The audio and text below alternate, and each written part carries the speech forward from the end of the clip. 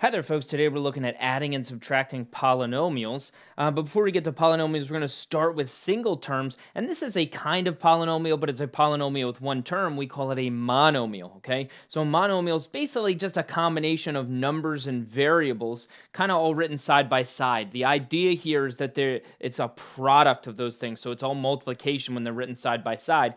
The second we start introducing addition and subtraction signs, that's when a monomial becomes a polynomial. We'll see that a little bit later, okay? So monomial, just numbers and variables crunched together. It's multiplication when we see them all written side by side. And the first thing we're going to do, and the reason we're looking at monomials first, is because polynomials are kind of made up of monomials, all right? And so we need to understand how these things work, because then basically polynomials will work the same way, all right? So the big thing here when we're adding or subtracting is identifying like terms, all right? Like terms are monomials that contain the same variables with the same exponents, all right? So the variables have to be identical in every way, shape, and form, okay? They can't be different variables. One can't be a y and have one be an x. Those would not be like terms, all right? They would both have to have the same variables. But those variables also have the same exponent. So if one of them has an x in it and the other one has an x squared in it, those are not like terms because their exponents don't match. The variables and their exponents have to match, all right? And if there's more than one variable, that's okay, as long as the other one has the same variables with the same exponents, okay? That's like terms. For example, if I look at these guys, I want to determine, are these like terms? So if I look at the first set here, I've got a 4x to the 10th and a 5x to the 10th.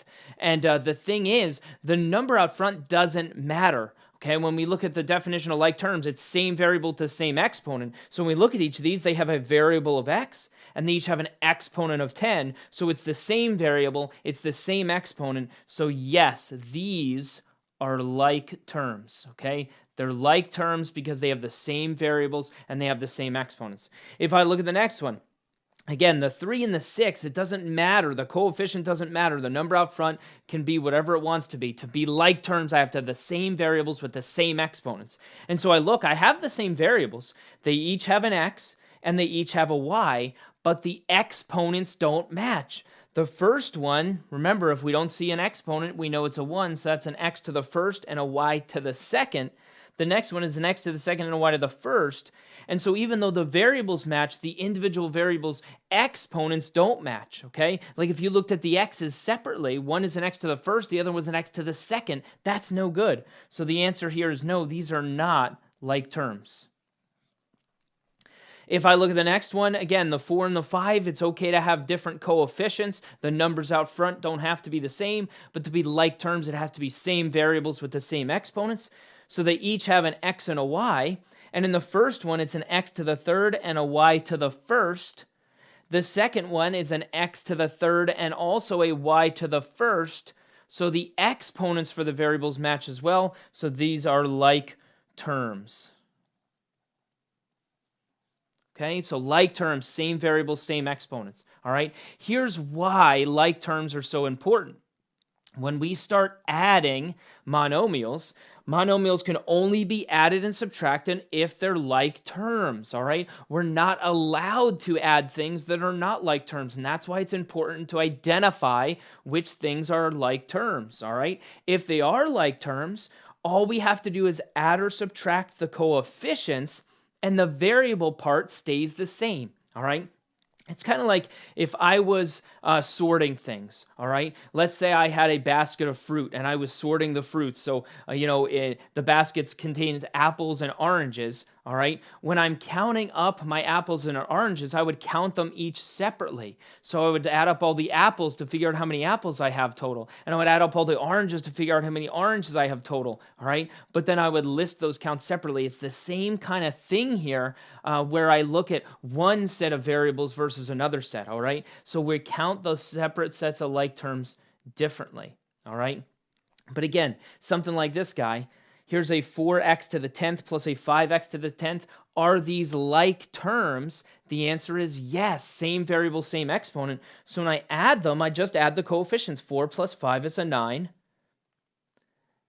and the variable part stays the same. It's x to the 10th. And again, I go back to I like using the fruit example, but if I had 4 apples and I added 5 more apples, I would have 9 apples. Notice the apples part doesn't change, and it's the same thing here. If I have 4 x to the 10ths and I add 5 more x to the 10ths, I have a total of 9 x to the 10ths. All right, that part doesn't change. It's like telling me how many x to the 10 power I have. I want to know how many total x to the 10 powers I have. All right. If I look at the next one, again, these are not like radical terms because the exponents don't match. That's an x to the first and that's an x to the second. Y to the second, y to the first. So because they're not like terms, I am not allowed to add these together. They have to stay separated. All right. I have to leave them apart. I cannot do anything here. So that one is done. All right. I can only add or subtract like terms. And if I don't have like terms, I cannot add or subtract them. If I look at the next one, again, the variables match, the exponents on those variables match. So these are like terms. So I just do the subtraction with the numbers out front. 4 minus 5 is a -1. But then the variable part stays the same. All right, that part does not change when I add or subtract. Okay? If I look at the next one, notice there's no coefficient written. I know when there's no coefficient written, it's a 1. So now look at the variables. Same variable, same exponent. They each have an exponent of 1 as well. All right, so these are like terms. If I have 1 plus 3 is a 4, so I just say, hey, this is a 4x. If I look at the next one, again, these are like terms because they have the same variables with the same exponents. So I subtract the coefficients. 3 minus 6 is a -3. The variable part stays the same. It does not change. Again, if I had, oranges and then more oranges, the answer is how many oranges I have. If I have y squared and y squared, the answer is how many y squareds I have. That part does not change. I'm figuring out how many total y squareds I have. Okay? And then this one, again, same variable, same exponents. So I subtract 10 minus 8 is a 2. The variable part stays the same. It does not change. Okay? And once again, those have exponents when I don't see them. These are exponents of 1. All right? It's a good thing to keep reminding ourselves of. All right? So now let's expand it into polynomials, all right? Now instead of just having apples plus apples, I might have some apples, I might have some oranges, I just add them up separately, okay? That's the same analogy, all right? So polynomials or monomials or sums of monomials. That should be an or. There we go. Put an S in there. So monomials are sums of monomials. So basically, when we take a monomial and we start adding more monomials to it, when we have a list of monomials separated by addition and subtraction, now it's a polynomial. And really the word monomial means one term, nomial, okay? It means term. Polynomial means many terms, all right? So now I have more than one of these things being added or subtracted. And we do have some special names, all right? We already know one of them. When it's one term, it was monomial.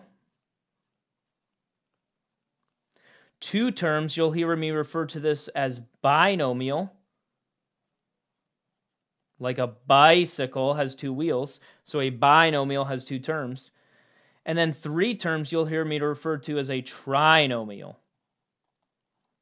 Okay, like a tricycle or a triangle, all right? Tri means 3, so trinomial means 3 terms. And then after that, once it's 4 or more, don't worry about it. We'll just call them polynomials from there, okay? So those are the 3 that you kind of need to know the special name for because those are the names that we'll use moving forward, okay? So 1 is a monomial, 2 is a binomial, 3 is a trinomial, okay?